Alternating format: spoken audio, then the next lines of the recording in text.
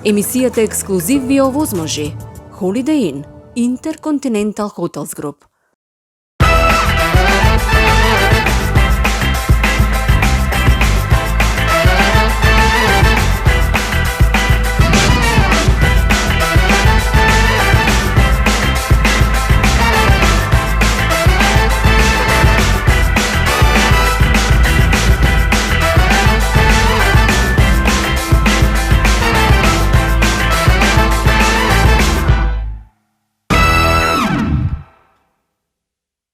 Ново издание на ексклузив, овој пат посветено на бројките 3211, токму филмот кој што со овој наслов вечерва има премиерата токму овдека во Скопје, во Cineplex, односно филмот на Раста. Дефинитивно еден од најпопуларните артисти во регионот, ако не и на Балканот. Токму вечерва ве водиме на премиерата во Скопје, а нормално ексклузив не би бил ексклузив кога би нормално го имал и ексклузивното интервју токму заедно со него. Во продолжение ќе погледнете. Одиме.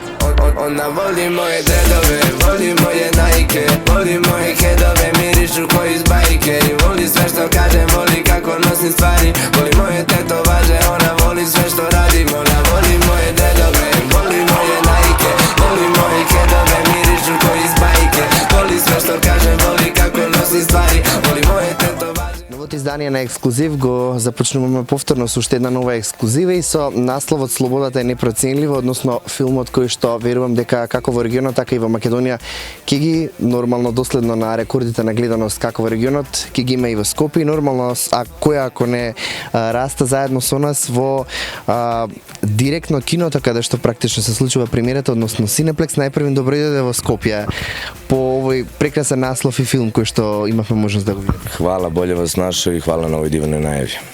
Така, веднаш ќе те прашам, иако многу ми не знаат дека практично бројот 3211 има за тебе значење, односно практично и самиот филм е насловен така, меѓутоа што покрај тоа што значува, односно ја значува келијата, има за тебе значење овој број 321? Pa da, osim što je, da kažemo, broj ćelije, odnosno mesta gde sam se nalazio, to faktički za mene zaista predstavlja neku etapu života koju sam prošao, neko, da kažemo, ponovo rođenje i neka nova saznanja i svakako jeste broj koji za mene u nekoj ruci predstavlja slobodu, odnosno način na koji danas cenim slobodu. Така, тешко ли беше да се застане пред филмската камера и оно што практично се работи за, нели, на крај да биде преточено за нормално кинопубликата и повторно практично да се прераскаже оно што тебе ти се случуваше овој пат нормално за публиката?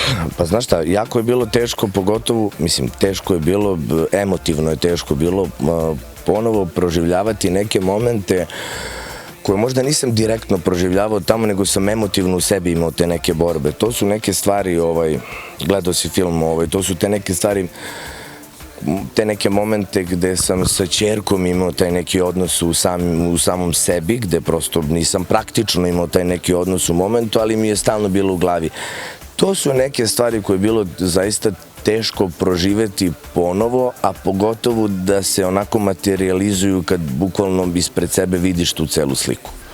Како беше процесот на снимање на самиот филм и нормално насловот кој на крај се доби токму по твој исказ дека слободата е непроценлива? Колку време се подготвуваше овој филм за повторно да излезе ова вака како што е на крај? Знаš šta, iskreno ti kažem, ovo je mnogo teži posao nego što sam ja mislio i to uvek kažem, glumački posao je zaista, koliko god ljudi misli da je to onako jeste zanimljivo, jeste lepo, ali je zaista teško. Bilo mi je u par situacija navrata teško i baš upravo zato što to dugo traje.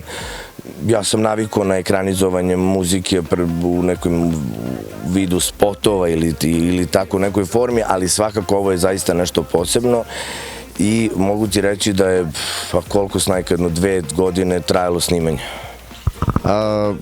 Како Раста се чувствуваше кога излезе од, нели, оној живот зад решетките и како дојде до моментот и одлуката ти сепак да сето тоа што ти се случуваше го преточиш во приказната наречена 321?